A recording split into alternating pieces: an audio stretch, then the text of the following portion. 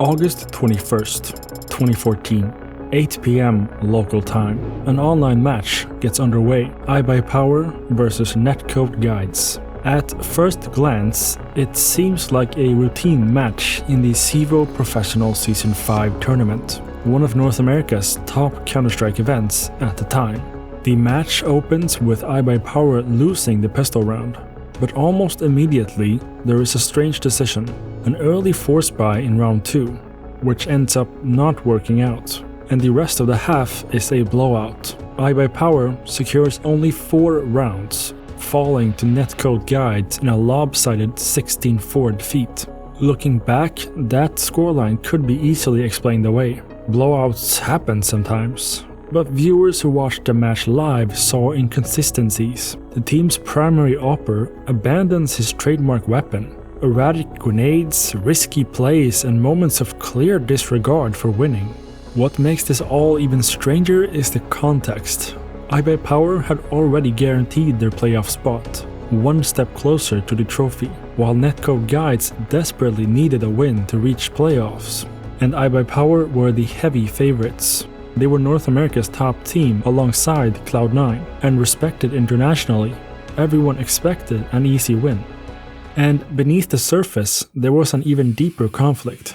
DaZed, captain of iBUYPOWER, was also part owner of Netcode Guides, the team they were facing. This overlap was a serious conflict of interest. Immediately after the upset, the community took notice. Esport forums lit up with speculation. Fans and commentators flagged questionable tactics, reckless aggression, and what seemed like a lack of seriousness from iBUYPOWER.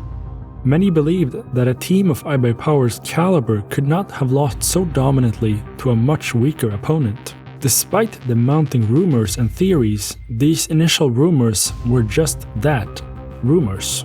Most blamed fatigue or jet lag as the team had just returned from another event in Cologne, which led to these rumors being largely dismissed by tournament organizers and Valve because there was no concrete proof, just some suspicious gameplay. The players on iBUYPOWER included ACK, DaZed, Skadoodle, Steel, and Swag, all of which denied or deflected accusations or called the result a product of team fatigue and lack of motivation due to the match's lack of importance for them. With no concrete proof, the story simply simmered away, unresolved. Then, behind the scenes, a message appeared, sent by a lesser-known journalist to Richard Lewis, one of esports' most respected investigative reporters. This journalist had had a conversation on Steam with Shazam, a professional player. In their conversation, Shazam hinted at a fix. He told the journalist that the match was rigged and advised betting on the favorite to lose. Feeling his reputation wasn't strong enough to break the story, the journalist passed his findings to Lewis, who confirmed the details and watched the match himself. And for Lewis, it soon became clear that this was more than just speculation. He published the story, but neither the community nor the tournament organizers saw enough proof to convict. But Richard Lewis wasn't finished there. He persisted, combing through many more leads for more evidence. The breakthrough came when a chain of text messages from Deborn's ex-girlfriend surfaced. Deborn was a player and betting coordinator of this scandal. The messages were proven to be discussing the matchfix itself. The texts even implicated another key player, Cud, who orchestrated the many bets, spreading them across multiple accounts. At first, these messages faced skepticism. The motivation of an ex was in question, but after confirmation that the text messages were real, the evidence was irrefutable. And on January 16th, 2015, Richard Lewis broke the story. Just 11 days later, Valve responded. On January 26, 2015, a blog post titled Integrity and Fair Play announced the permanent ban of 6 players: Cud, Deborn, DaZed, Steel, Swag, ACK, and Casey Foster, part owner of Netcode Guides, from all future Valve-sponsored tournaments. Skadoodle wasn't punished, as there was not enough evidence to convict him. Valve also reinforced the sentiment that professional players, their managers, and team's organization staff should under no circumstances gamble on CSGO matches, associate with high-volume CSGO gamblers, or deliver information to others that might influence their CSGO bets. After this announcement, other tournament organizers followed and banned these players as well. The match fixers working together earned about $10,000 in skins, distributed among team members as hush money and compensation. This evidence of betting ultimately added to the undeniable proof of their guiltiness.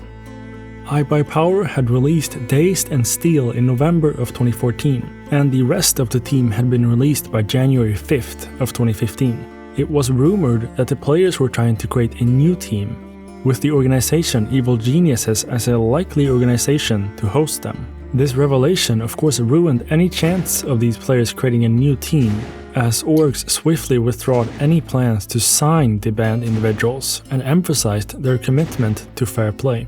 But the lifetime bans sparked debate. Was it fair to ban them permanently, especially for young and first-time offenders? Even Richard Lewis thought that the bans were brutally disproportionate, to the point of him even considering if the story should have been published in the first place. This debate led other tournament organizers, such as ESL and Dreamhack, to reassess their own stance. And by 2017, both ESL and Dreamhack lifted their bans for events that they hosted that were not directly sponsored by Valve, thus allowing these players to compete in certain tournaments. However, major tournaments remained strictly off limits. Until January of 2025, 10 years after the initial ban, the players were unbanned and are now able to play in Valve-sponsored events. Despite the money and reputation that a successful esports career could have brought, these players chose to throw it all away for the promise of just a few $1,000s each. Their decisions cost them not only their reputations, but also the chance at potentially legendary careers. But understand that now $10,000 for a top-tier professional player might not be a significant amount, but back then it was a lot of money, especially for a North American team who did not have the best salaries. This of course increased the temptation to make a quick buck on what was for them a meaningless match. In stark contrast, Skadoodle, the one player who didn't get banned, went on to rebuild his career by joining Cloud9 and eventually reaching the pinnacle of CSGO success by winning a major tournament in Boston.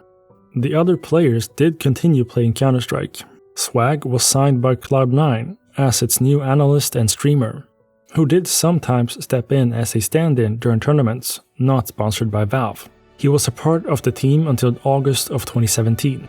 The iBUYPOWER players did continue to have an impact on the North American scene by streaming, coaching, and assisting young up-and-coming players. Some of the iBUYPOWER players also sought new opportunities in games such as Overwatch and Valorant.